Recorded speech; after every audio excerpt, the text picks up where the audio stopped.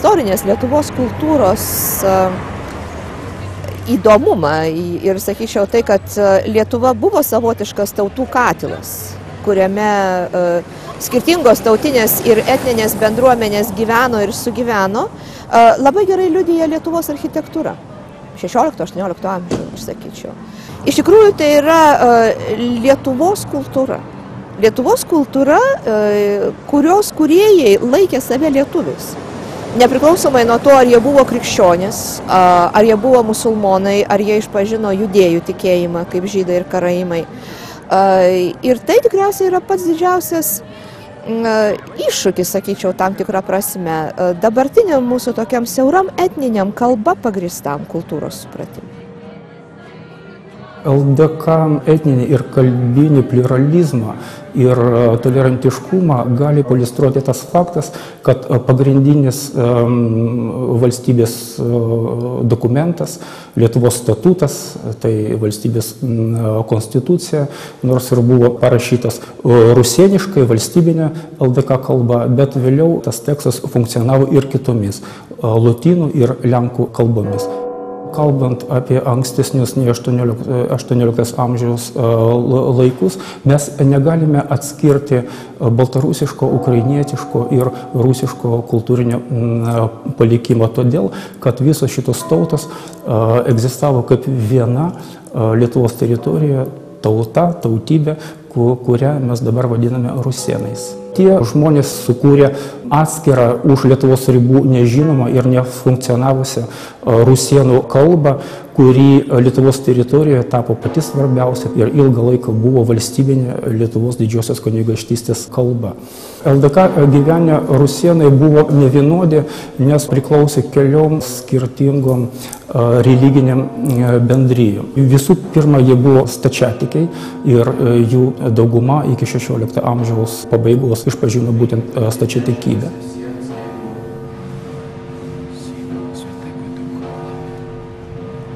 Господу помолимся, Господи помилуй. Яко прославися имя Отца и Сына и Святаго Духа, ныне и присно, и во веки веков. Аминь.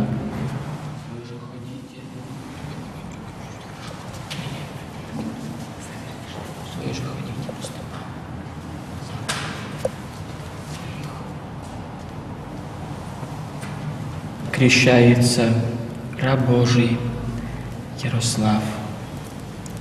Во имя Отца, аминь, и Сына, аминь, и Святаго Духа, аминь. Так, снимай себе тут. Да, сами не меняйтесь, снимите мне, подайте ту одежду. Остановись на место. Елицы во Христа, крестистеся, во Христа облекостеся. Mes su jumis randamės vienu iš seniausių stačiatikių, o galbūt net ir aplamai krikščioniškų šventovių Vilniuje ir Lietuvoje, Šventos Paraskevos cerkvėje. Ją įkūrė kunigaikščio Algirdo žmona Rusios kunigaikštienė Marija. Ir dar ypatinga tuo, jog kunigaikščio Algirdo sūnus buvo krikštyti čionai, o Jogaila, vienas iš jo sūnų, net ir padovanojo varpą su užrašu, kuris dabar dėja jau nebeišliko.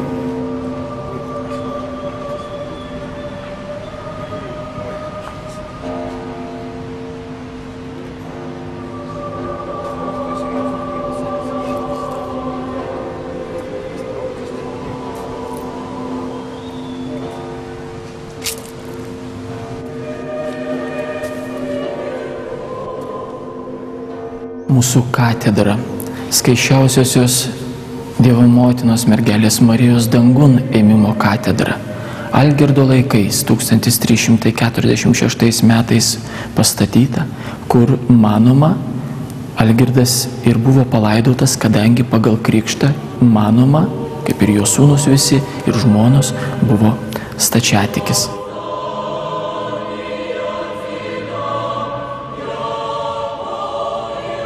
Tada dar pagoniškoj Lietuvoje Algirdo laikais pakrikštyti 3 jo dvariškiai, kurie 1347 metais buvo nukankinti už tai, kad tapo krikščionys ir gyveno krikščioniškai. Relikvijos iki šiol saugomos dabar jau mūsų Šventosios dvasios vienuolyne. Šventosios dvasios vienuolyne gyveno ir dirbo Meletius Smotrickis, tituluotas vyskupas, vienuolyno viršininkas. Jisai būtent čia parašė pirmąją slavų kalbos gramatiką, kuri buvo vėliau išleista Vievyje. Lietuvos stačiatikiai turi daug iškilių, žymių, reikšmingų ir bažnyčiai ir Lietuvai asmenybių. Viena iš jų 16 amžiuje gyvenęs Lietuvos etmonas Konstantinas Ostrogiškis, kunigaikštis, stačiatikis, kuris fundavo daug cerkvių ir jo sūnaus dėka buvo išleista pirmoji spausdinta Ostrogo Biblija. Jisai stačiatikis, rusėnas, tačiau gynė Lietuvą nuo visų priešų, kaip nekeista, ir nuo stačiatikiškos Rusios tų laikų.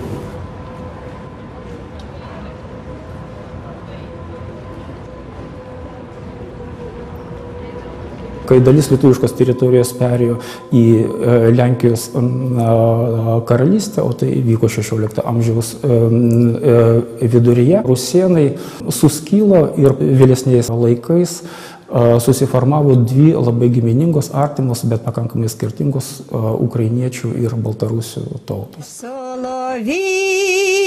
Корабеньки, соловейко, рабеньки, як твой голос тоненький, защебече тепер мене, защебече тепер мене в чужої дальній сторони,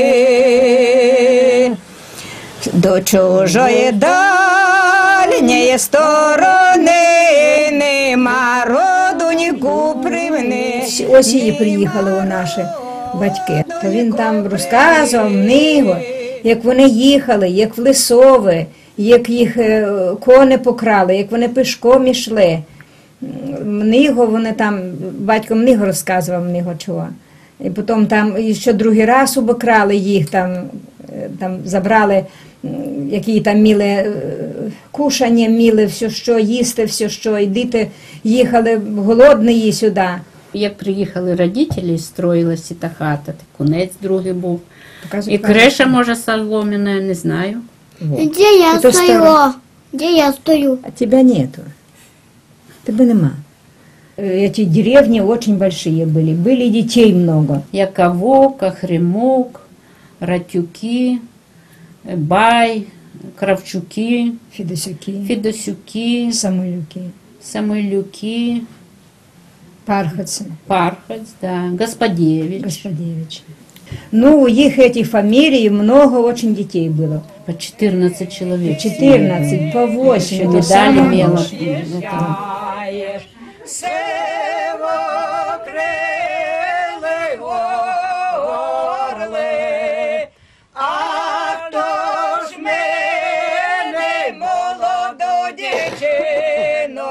Сяє вечір пригоди, а хто ж мене, молоду дівчину, сяє вечір пригоди, пригортається. Šiais metais sukanka 105 metai, kaip 3 kaimai iš Ukrainos caro įsakymų buvo iškelti, nes ten turėjo, toje vietoje, Bresto srityje turėjo būti statomas poligonas. Jiems davė pasirinkimą, kur norit keliauti. Jie pasirinko Lietuvą ir čia įsikūrė 3 kaimai – Geisiškis, Arenai ir Europa.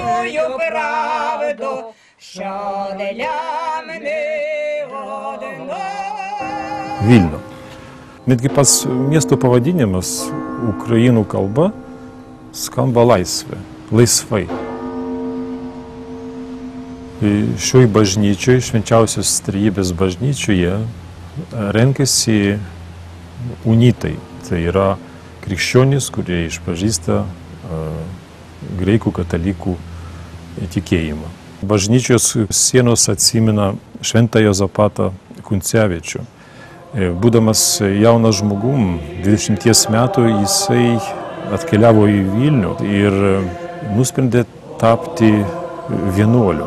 Tas jo noras parodyti žmonėms kelią į vienybę leido čia suburti vienminčius, kurių dėka paplito idėja suvienyti 2 bažnyčių šakos – stačiatikių ir katalikišką. Įsteigti bažnyčią, kuri būtų pavyzdžių, kaip galima priklausyti šventajam sostui ir laikytis savo tradicijų, savo papročių ir savo kalbos. Bazilijonai, kurie įsikūrė čia, vienas iš įkūrėjų buvo minėtas šventasis Jozapatas, buvo pakviesti šviesti žmonės Žemaitijoje, apsigyveno, pastatė bažnyčią, vienuolyną, įkūrė mokyklą ir tai tiek buvo pažangų ir patrauklų tuometiniai visuomeniai, kad miestelis, turėdamas ankstesnį vardą, buvo pavadintas jų vardu – Bazilijonai. Ir tai yra, tarp kitko, vienintelė pasaulyje vieta, kur šių vienuolių vardas yra įamžintas. Vieno didžiausių Ukrainos poetų Taraso Ševčenko dalia susijusi su Vilnium. Būdamas visiškai jaunas ir tarnavęs kunigaikščio Engelgarto šeimoje, jisai buvo tiesiog paimtas ir atvežtas čia, atrado savyje potraukį piešti. Mes žinom, kad čia gimė jo pirmieji kūriniai. Galbūt be šio miesto, be jo laisvosios dvasios, mes neturėtumėm savo poetų būtent tokio, koks jisai liko mūsų amžiams.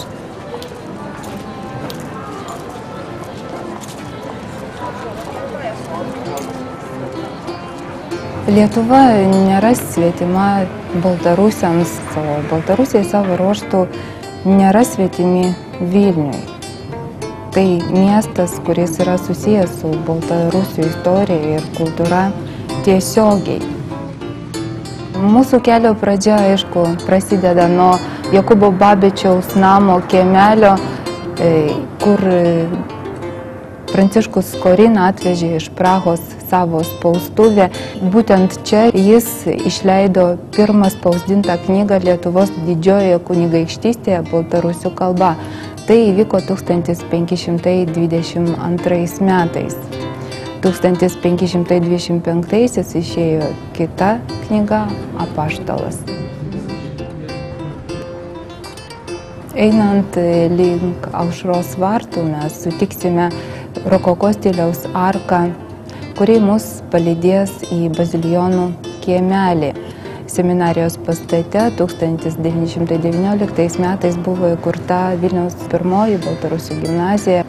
Iniciatoriumi ir įkūrėjų tos gimnazijos buvo žymus politinis visuomeninis veikėjas, archeologas Ivanas Luckevičius. Taip pat jis surinko didžiulę istorinių ir etnografinių eksponatų kolekciją, kuri davė pradžią Vilniaus Baltarusių muziejui. 20 amžiaus pradžioje Vilniuje buvo išleistas pirmas legalusis baltarusių laikraštis Naša Dolė.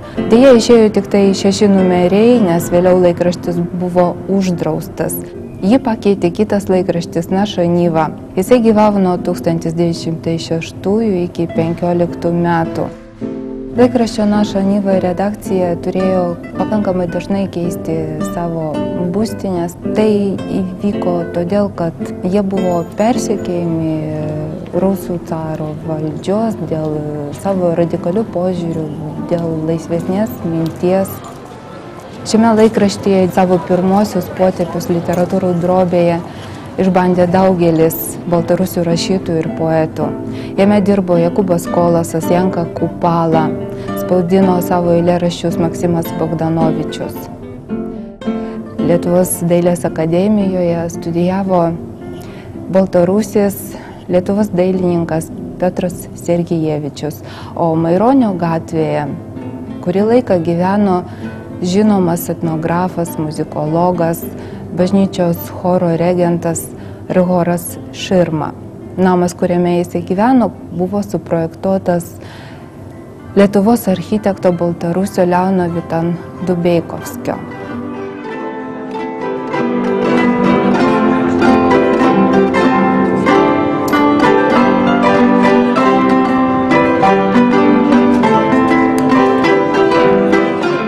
Vilnius labai gražus tolerancijos ir dvasingumo pavyzdys.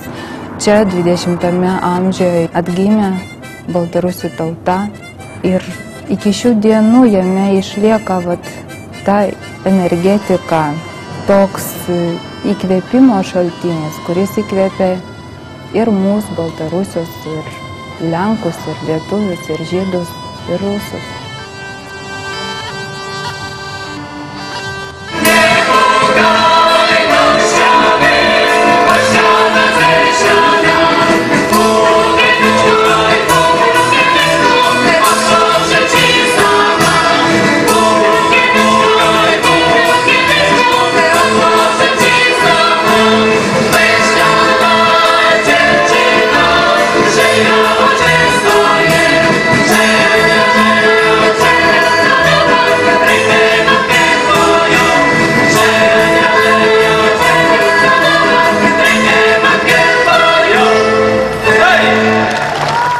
Давних наші кілись мама з Войцем теж на Козюка завжди їхали, на Козюка, то ще яду.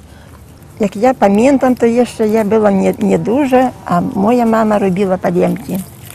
І мені дуже, і сестра старша допомагала мамі. І мені дуже подобалася та праця. Но мені не дозволяли вже йти. Я ще мала, не псуй нам квітки. Но ніц, już tak ja i cierpiałam, do szkoły chodziłam. Rysować bardzo lubiłam pięknie w szkole i w domu. Jak ja tu przyszłam zamąż w Krawczyny, a tutaj palmiarze są. Niedużo palmiarzów, ale są palmiarze. Starsi ludzie takie robią malutkie palemki takie. Nie będzie mieli kwiatki, nie będzie z czego robić, prawda? O tam jakieś trawki, te pójdziemy na pole, nazbieramy tam co. O taka ciemotka taka, a o tym musimy siać kwiatki, musimy posiać na grządce. Musimy.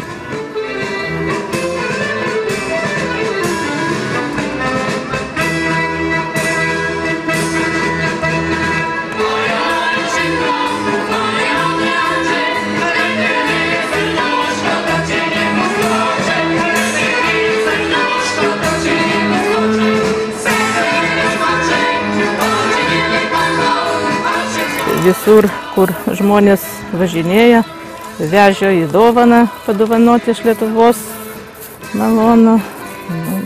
Darau popiežiui Jonui Paului verbą irgi. Visokiam ten būda prezidentam, tokie dalykai.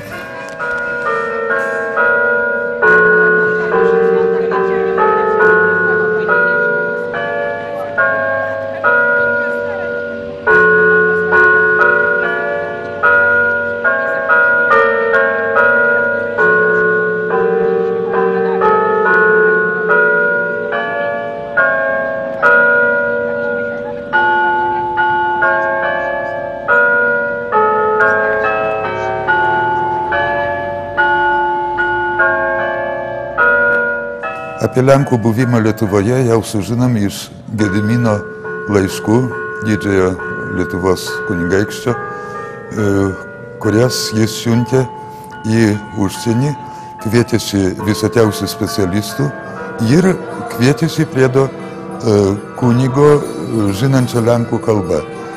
Tai reiškia, kad jau buvo kažkokia Lenkų kolonija, apie kurią rūpinasi didysis Lietuvos kunigaikštis. Lietuva buvo privesta prie krikšto jau Gedimino anūkų, ir tada prasidėjo visokios tradicijos surištas jau su katalikybė. Čia mesgi turėjom bendrus valdovus, kiekvienas karalius po unijos jau buvo ir didysis Lietuvos kunigaikštis. Jie dažnai važinėjo iš Krokuvos į Vilnių, vežėsi tos pačius meistrus. Ir tie meistrai ir Krokuvai statė, ir Liublinė pateliui statė, ir Vilniui statė. Kaip toks labai vaizdingas pavyzdys gali būti Petro ir Povilo bažnyčia. Jie statė iš Krakovo atvykęs Jan Zaur, toks buvo architektas. Paskui atvažiavo ir čia jau su vietiniais gyventojais ir meistrais, padedant jiem, du italai bažnyčią išpuošė iš vidaus.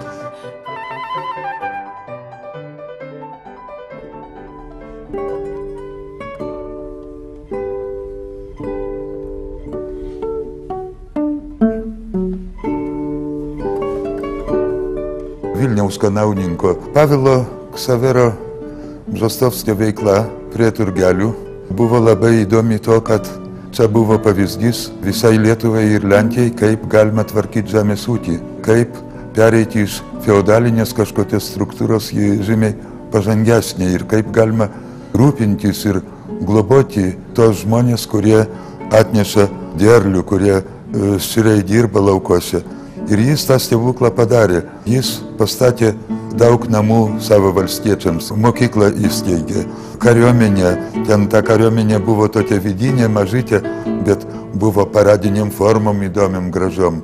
Ten visi ritualai kažkokie vyko. Jis kalė savo pinigus. Respublika gyvavo 25 metus ir Kostiuškos sukilimo gale jį žlugo, Maskovijos kazokai ten išardė ir viską sunaikino.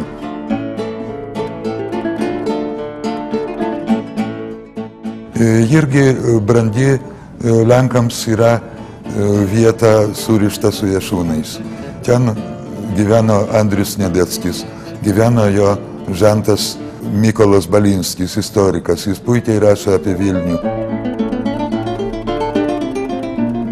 Ten salonai buvo literatūriniai, muzikiniai ir ten lankėsi Mickevičius.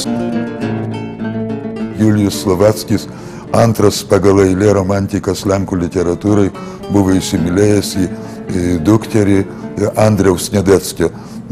Meilė buvo nelaiminga, bet jis visą laiką tą Liudviką Sniadecką prisiminė. Litwo, ojczyzno moje, ty jesteś jak zdrowie. Ile cię cenić trzeba, ten tylko się dowie, kto cię stracił. Dziś piękność twą w całej ozdobie widzę i opisuję, bo tęsknię po tobie.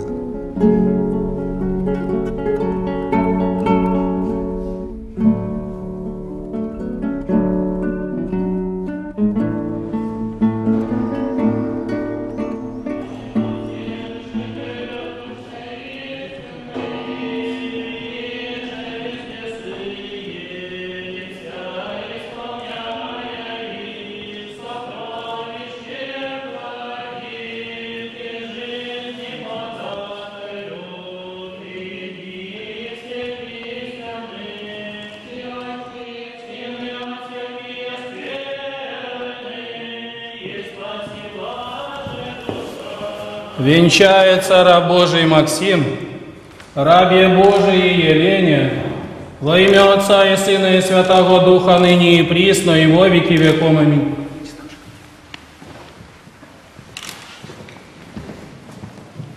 Венчается раба Божия Елена, рабу Божию Максиму, во имя Отца и Сына и Святого Духа, ныне и присно, и во веки веков. Аминь. Pirmieji santykiai buvo bepopiai, fedosėjininkai, jie nepripažino santuokos institucijos. Ir XIX amžiuje vyko vidinė polemika dėl santuokų ir pamažu santykiai tapo pamorais, tai yra pripažino santuokas. Šiandieną Lietuvos santykiai yra tradicinė Lietuvos religinė bendruomenė. Pati santykybė atsirado po rusų stačiatikių bažnyčios skilimo patriarcho Nikono valdymo metais, kai valdė caras Aleksejus Michailovičius. Prasidėjusi 17 amžiaus antroje pusėje, 18 amžiuje santykių migracija į Lietuvą, Lietuvos didžiąją kunigaikštystę tampa masinė. Aišku, pagrindinė priežastis yra santykių religinis persekiojimas Rusijoje ir kita priežastis yra santykinė religinė tolerancija Lietuvos didžiojoje kunigaikštystėje. Santykiai niekada nepretendavo į tapti bajorais ir buvo toleruojami emigrantai, religiniai disidentai Lietuvos žemės. Negalėdami leisti knygų Rusijoje, jie naudojosi spaustuvių ir kartais ir unitų spaustuvių galimybėmis čia Lietuvos didžiojoje kunigaikštystėje. Ir 18 amžiuje mes iš tikrųjų turime įspūdingą santykių knygos kultūrą čia Lietuvos žemėse. Vilnius vienas iš svarbių Vilniaus unitų ir paskui universiteto spaustuvė viena iš svarbių centrų santykių knygos leidimas. Vilniaus santykių bendruomenės maldos namai, tas dabartinis vaizdas susiformavo tik tai 20 amžiaus pradžioje, kai 905 metais po religinės laisvės manifesto caro Nikolajaus II valdymo metais santykiai pirmą kartą Rusijos istorijoje gavo religinę laisvę. Todėl ir Vilniaus santykiai baigė statyti savo maldos namus ir iškilo šį gražį varpinę prie senolio prieglaudos pastato. Ir nuo to laiko Vilnius lieka vienas iš svarbių dvasinių centrų Lietuvos ir galima kalbėti plačiau Baltijos ir Vidurio Europos santykių centrų.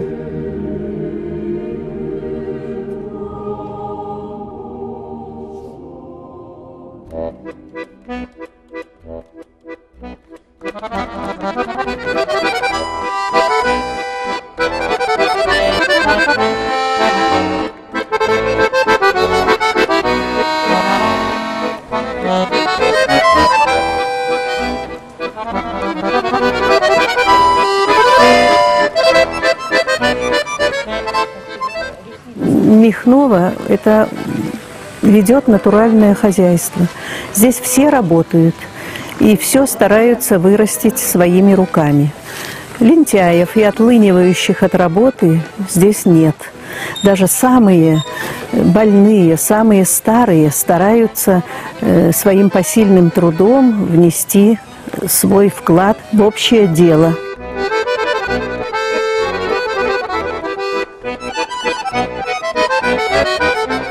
Вот часто люди задают вопрос, ну вот почему какие-то совершенно цивильные, светские люди бросают свои насиженные места, работу, благосостояние и переезжают сюда, в Михново. И это длится ведь не год и не два, а скоро уже 100 лет.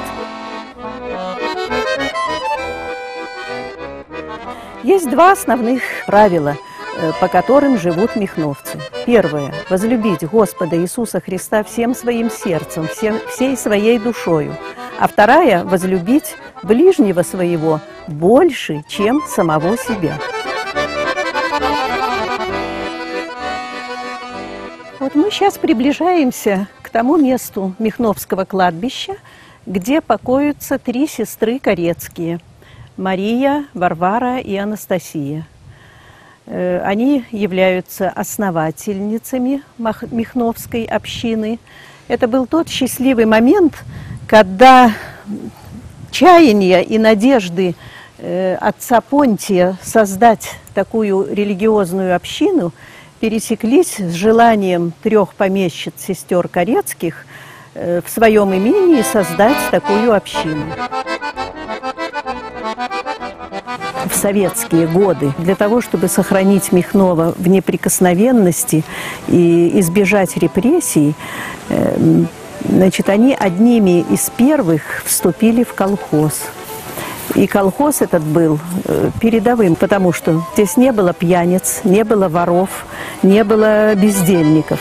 По основным показателям Михновский колхоз занимал первое место в районе и, можно сказать, в республике, чем вызывал всеобщее изумление.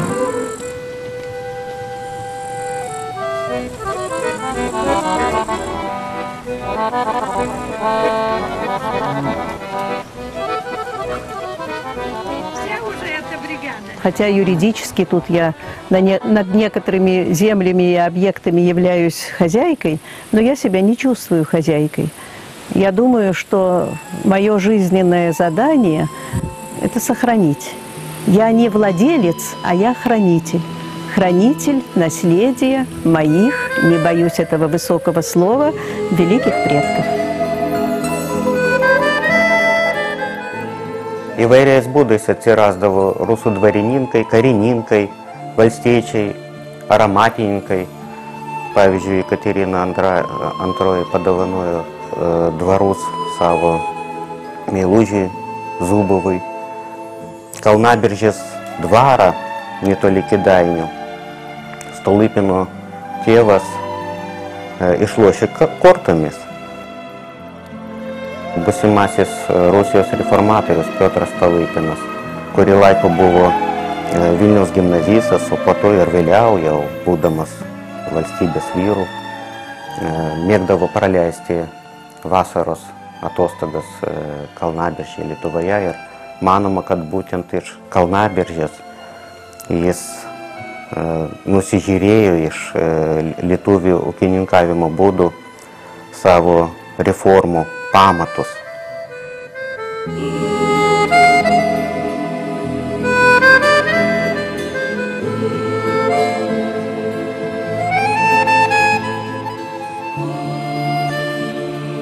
Buvusių rusų dvarininkų sodybos taip pritapo prie Lietuvos peizažo, kad tapo šio Lietuvos peizažo neatsiejama dalis. Lygiai taip pat kaip ir, pavyzdžiui, rusų architektų pastatyti namai, rūmai. Sunku įsivaizduoti Vilnių, pavyzdžiui, be Peterburgo architekto Vasilijaus Tasovo, generalgubernatoriaus, o šiandien prezidentūros rūmų, Švento Onos bažnyčia, liktai lydima Nikolajaus Čiagino pastatyta varpinė, Vladimiro Dubinieckio pastatyti rūmai, Karo muziejus Kaune. Literatūrinis Puškino muziejus Vilniuje. Rusų kultūros tradicijos gabalėlių jis tapo XIX amžiaus viduryje. Puškino sūnus Grigorijus persikėlė čia amžiaus slenkstyje. Ir tai vienas iš pavyzdžių, kaip atsirasdavo tokie rusų kultūros saleliai. Labai didelį vaidmenį Lietuvos dailės istorijoje suvaidino Ivano Trutnevo piešimo mokykla, įkurta dar Muravjovo laikais. Iš tos piešimo mokyklos išaugo visą plejadą žinomų dailininkų įvairių tautybių.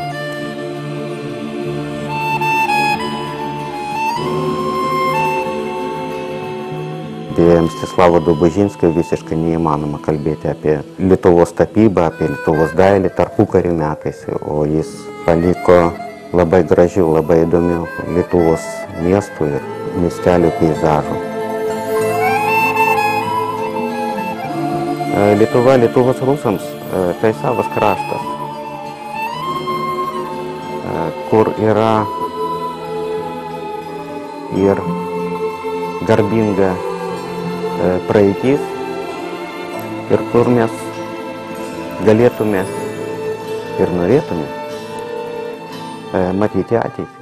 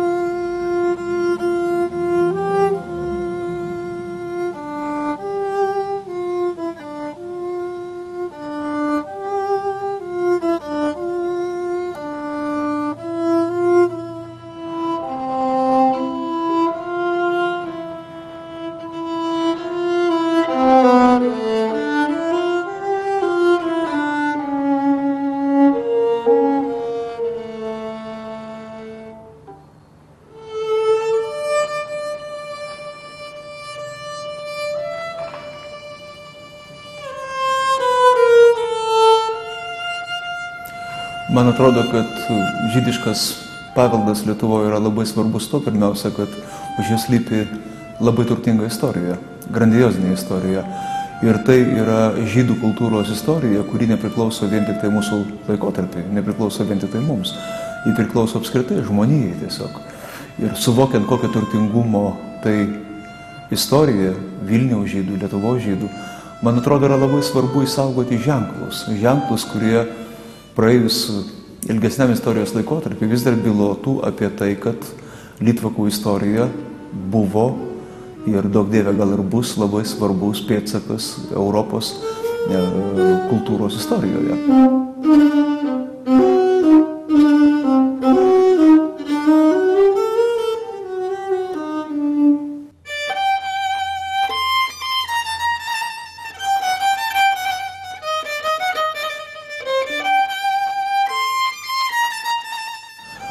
Daugiau negu 600 metų žydai gyveno Lietuvoje ir jų labai turtinga, sakyčiau, politinės egzistencijos, kultūrinės, religijos, gyvenimo pėdsakų istorija, man atrodo, ji tapo visiškai neatsiejama Lietuvos gyvenimo dalimi. Ir mes kalbėtume apie modernių idėjų sluoksnį, kažkokiu tai jidišizmo, tarkime, arba labai tokių, sakyčiau, modernių politinės emancipacijos procesų, kurie taip pat Lietuvoje buvo svarbus, sionizmo istorija, pavyzdžiui, kuri taip pat buvo svarbi Lietuvoje.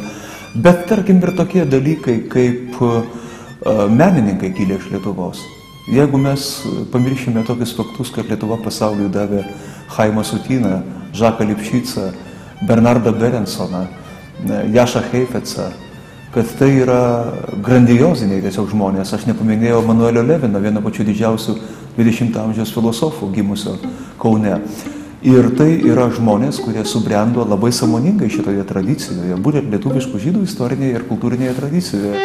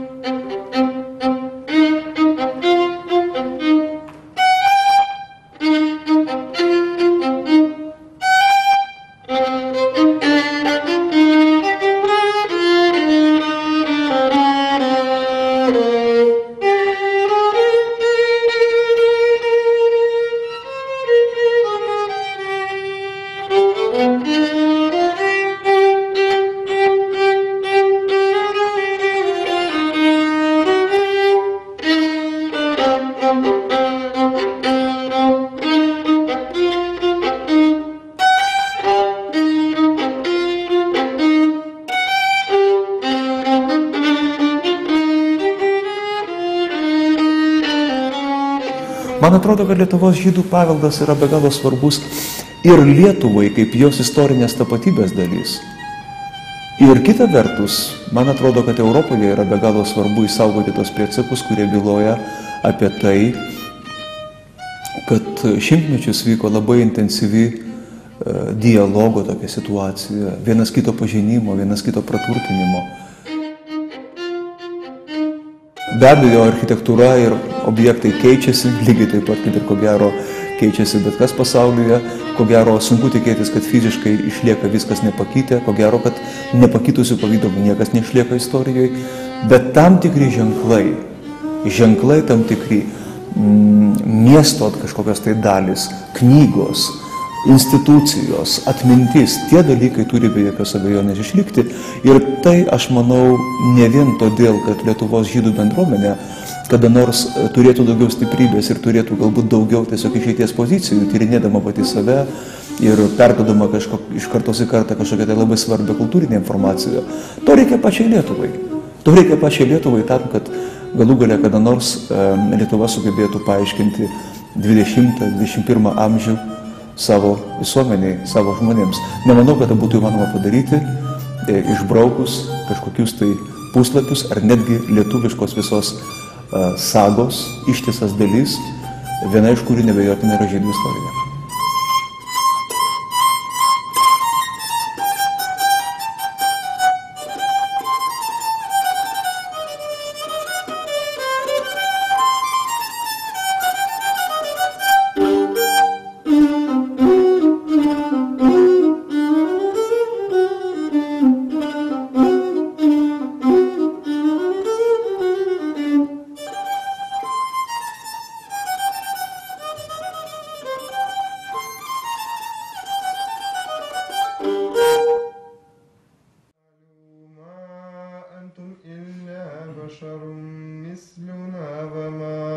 أنزل الرحمن من شيء أنتم إلى تكذبون قالوا ربنا يعلم إن إليكم لمرسلون أتخذوا من دونه آلهة إن يردني الرحمن بضر لا تغني عني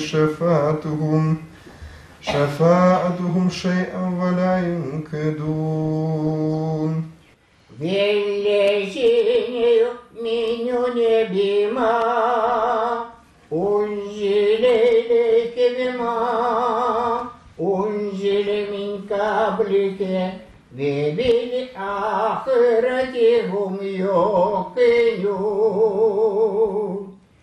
أولئك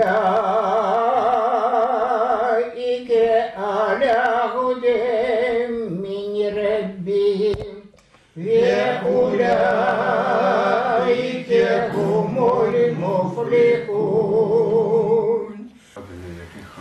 الله أكبر. الله أكبر. الله أكبر. الله أكبر.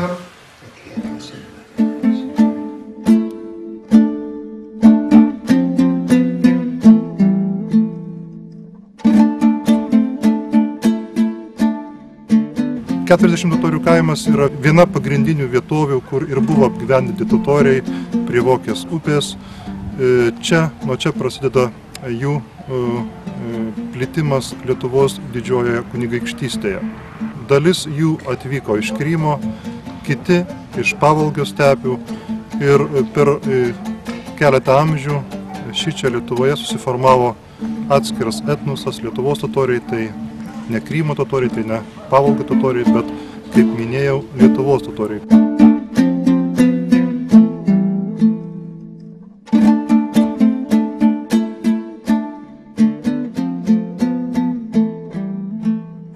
Žalgirio mūšio visi karininkai čia buvo, visi jau mūsų protėviai, mūsų šaknis čia yra nuo tų laikų. Po Žalgirio mūšio, ten, kuriems liko, buvo suteiktos teisė daug, žemėmis apdovanota ir leido vesti vietinės merginas. Motina paprasčiausiai moko savo vaikus daugiau gimtąją kalbą. Tėvas galbūt nelabai tokios įtakos turėjo mokyme. Tai palaipsniui, žingsnis po žingsnį, apie 700 metus, gal truputį vėliau, bendrai sakant, totorių kalba čia kaip kalba tokia tarp totorių išnyko. Ir visi, sakant, pradėjo kalbėti vietinėmis kalbomis. Lietuvoje lietuviškai, baltarusiškai, lenkiškai, o tai va. Pamaldos mečetėje visada tik arabų kalba. Imamas laikė pamaldos, kaip sako, pamokslą. Jau jisai kalba vietinę kalbą, ar rusų, lietuvių kalbą. Kada tarybiniais laikais nebeveikė jokios, buvo uždaryti visi maldos namai, Raižiuose veikė maldos namai ir Raižiuose rinkosi žmonės ir labai daug atvažiuodavo per religinės šventes. Pati kaimo pradžia matomai jau siekia 500 metų. Mečetė, kuri dabar stovi, jinai statyta 1889 metais. Tai yra naujas statinys palyginus, bet toje mečetėje yra labai įdomus vienas eksponatas. Tai yra mimbaras, kuris yra padarytas 1684 metais ir atvežtas į Raižius iš sudegusios Bazoro mečetės. Taip pat Raižių mečetė ilgą laiką buvo saugomos unikalios rankraštinės knygos, kurios skaičiuoja 200, 250, 300 metų. Rytietiškos legendos buvo rašomos juose, religiniai pamokymai, netgi fiksuojamas, koks buvo oras tuo laiku. Kadangi jos yra rašytos senai baltarusių arba senai lenkų kalba, arabiškas rašmenimis, tai yra unikalu. Senai baltarusių kalbai tos knygos labai yra svarbios, kadangi jos tuo laiku transkribavo tą tartį senosios baltarusių kalbos, ką nepaėgė padaryti slavų raštas.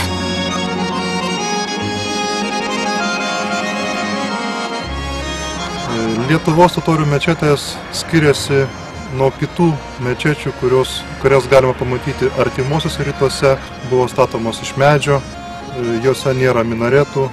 Todėl, kad šičia nebuvo poreikio muedzinui skelbti maldos, kadangi aplinkui gyveno krikščionys ir imamas arba muedzinas apeidavo bendratikius, totorius, kviesdamas į maldą, apeidavo jų namus ir tokiu būdu kviesdavo maldai.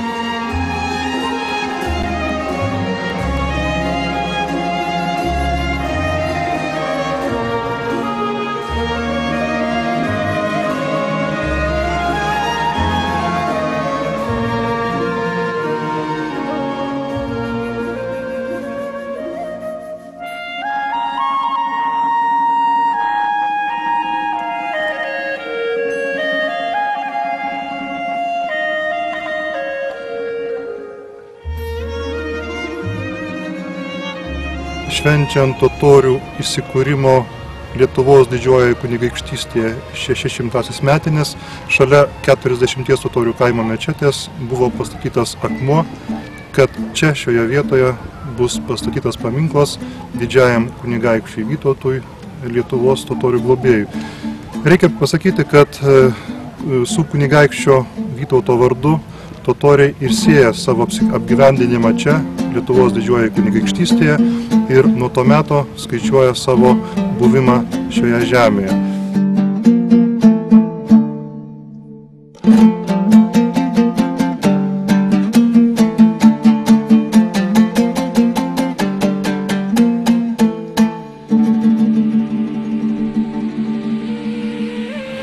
Buvo labai šalta žiema, prikrito daug sniego, ežerai užšalo. Pavasarį, kada pradėjo sniegas tirpti, kada ledas pradėjo tirpti, ežeruose vanduo pakilo, apsėmė Trakų karaimų namus. Vyrai buvo kariuomeniai, kare. Moteris nubėgo pas Vytautą prašyti pagalbos. Vytautas balnavo žirgą, atjojo į Karaimų gatvę. Žirgas pradėjo gerti vandenį, vanduo smuko ir pasirodė namai. Vytautas atjojo kelis kilometrus už Trakų. Erželas nusilengvino ir atsirado vėl naujas ežeras prie Trakų.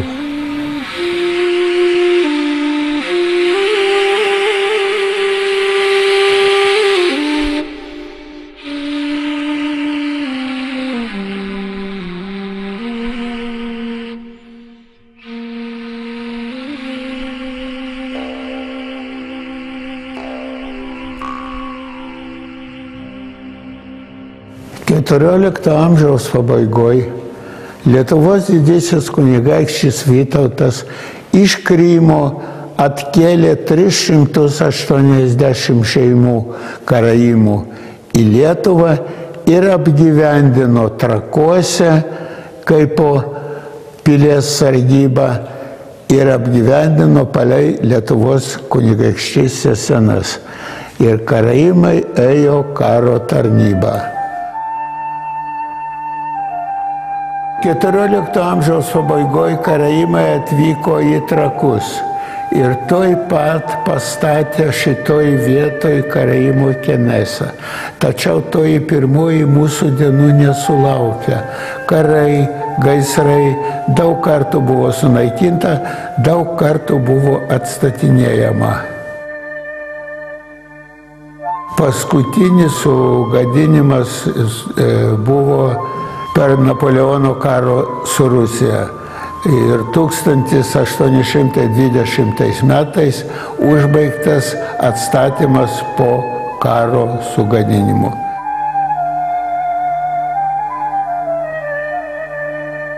Karaimų tikėjimo pagrindas yra tas pats, šventasis raštas, ta pati Biblija, kurią išpažįsta ir visos kitos religijos.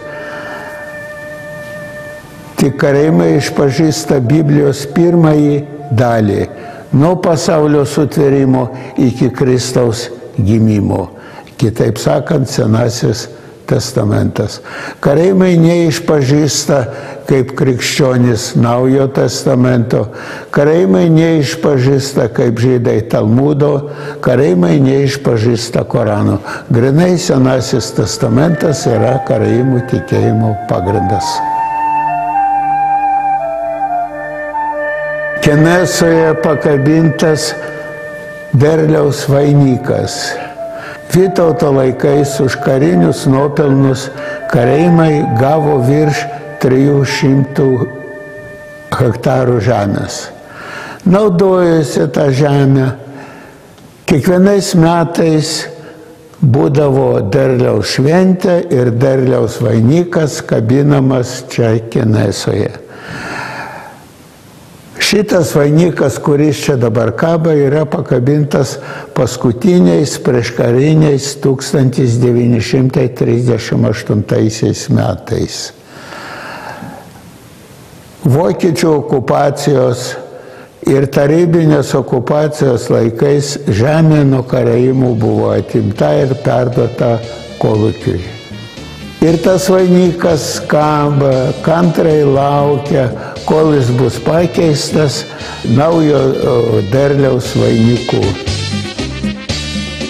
Virš 600 metų mes gyvenam čia Lietuvoje, tačiau mūsų mažėja ir mažėja. Dabar Trakuose gyvena 70 žmonių karaimų, Lietuvoje 250. Karaimų kalba yra gimininga turkų kalbai. Mes susišnekam su turkais, totorais, uzbekais ir su visom kitom tautom, kurios naudoja šitą kalbą. Yra toks eilėraštis karaimų kalba. Şaharinda trohnon karaylar boladlar. Birlik kermenlerce krupnikni içerler. İçtiler atalar, bizge kaldırdılar, içe yüksüverler, bolsun yarı kokiozler. Vertimas yra toks. Trakuose karaimai gyvena. Valdovo pilyje krupniką išgerinėja. Išgerinėjo mūsų protėviai ir mum paveldėjo. Tai išgerkim, broleliai, kad būtų šviesiau akise.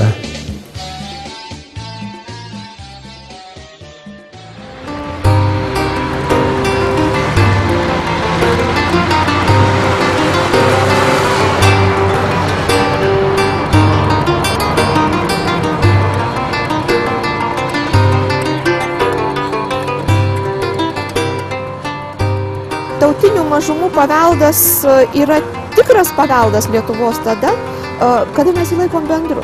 Nėra visai normalu, kad dabartinis lietuvis savo paveldu nelaiko stačiatikiško Lietuvos paveldo. Ar to paties, ar karaimišką laiko tik tai egzotiškų palikimų. Nes ką labai akivaizdžiai rodo šitam filme pateikiamas, pavyzdžiui, karaimų folkloras, kad istorinę atmintį Lietuvos karaimai yra išlaikę geriau negu lietuviškasis folkloras.